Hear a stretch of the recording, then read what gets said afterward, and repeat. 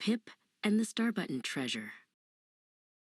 Deep in the whispering woods, where the trees hummed soft lullabies and the flowers glowed like lanterns, lived a small creature named Pip. Pip had ears as soft as velvet and a heart full of wonder. One sunny Tuesday, while skipping past the giggling brook, he found a crinkly piece of paper tucked under a mushroom.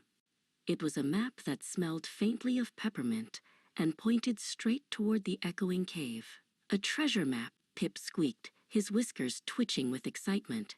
I must see where it leads.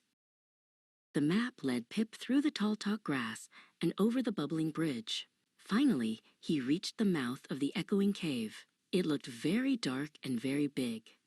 Pip's knees knocked together like wooden spoons, and he took a deep breath.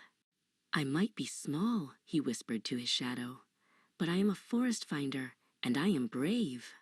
He stepped inside, holding the peppermint map like a shield, his tiny feet pitter-pattering on the cool stone floor. Pip didn't find chests of gold or sparkling jewels. Instead, he heard a sound like a rainy afternoon, a long, heavy sigh. In the center of the cave sat Barnaby, a dragon as big as a haystack, but with eyes as gentle as a clear pond. Barnaby wasn't guarding treasure. He was staring sadly at a pile of plain gray pebbles. "Hello?" Pip said softly, his voice echoing off the walls. "Are you the guardian of the echoing cave?" Barnaby let out another sigh, and a tiny puff of purple smoke drifted from his nose. "I am Barnaby," the dragon replied with a sniff. "I'm not a guardian. I'm just sad. I had a beautiful star button, the only shiny thing I owned. It was my favorite treasure, because it reminded me of the night sky. But I've lost it in the dark. Now I have nothing to play with but these old, dull stones." A giant tear rolled down Barnaby's cheek and splashed onto the ground. Pip felt a warm tug of kindness in his chest. He walked closer and reached out to pat Barnaby's giant toe. "Don't cry, Barnaby," Pip said with a bright smile. "Looking for things is what forest finders do best. I have 2 eyes, a map, and a very sturdy pair of boots.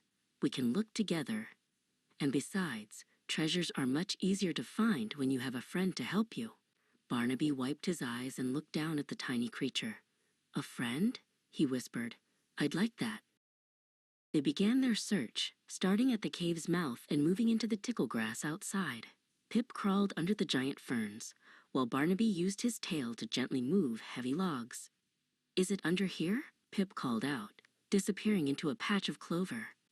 "Or over there?" Barnaby peered behind a waterfall, being very careful not to step on any butterflies. They searched high and low, laughing as the grass tickled their bellies. Suddenly, Barnaby let out a small "ooh" of excitement. He reached into a patch of moss and picked up a bright, round object. It was small and red, with 4 little holes in the middle. "Is this it?" he asked, holding it out carefully between 2 giant claws. Pip looked at his own coat and realized the dragon had found his favorite red button. "No," Pip said quietly. "That's the button from my jacket. It must have popped off while we were playing in the grass." Barnaby's face fell, and he started to put the button back. But Pip shook his head and pushed the button back toward the dragon. "Keep it, Barnaby," Pip said firmly. "It's not a star button, but it's bright and red, and it belongs to a friend. Now you won't have to play with dull stones anymore." Barnaby's scales turned a soft shade of pink. "Thank you, Pip," he whispered. "This is the kindest thing anyone has ever done for me."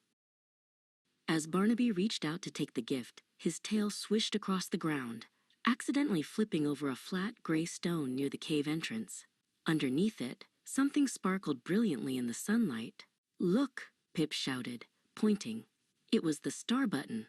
It was golden and shaped like a sunburst, shining brighter than any coin. Barnaby gasped and picked it up, his eyes wide with joy. "You found it. We found it together." Barnaby laid both buttons, the golden star and the bright red circle, on the peppermint map.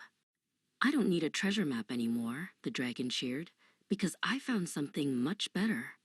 Pip sat down beside him, and they spent the afternoon sharing stories and playing games with their two treasures. Pip learned that being brave wasn't just about entering dark caves. It was about being kind enough to share what you love. And Barnaby learned that the best kind of treasure isn't something you find, it's the friend you find it with.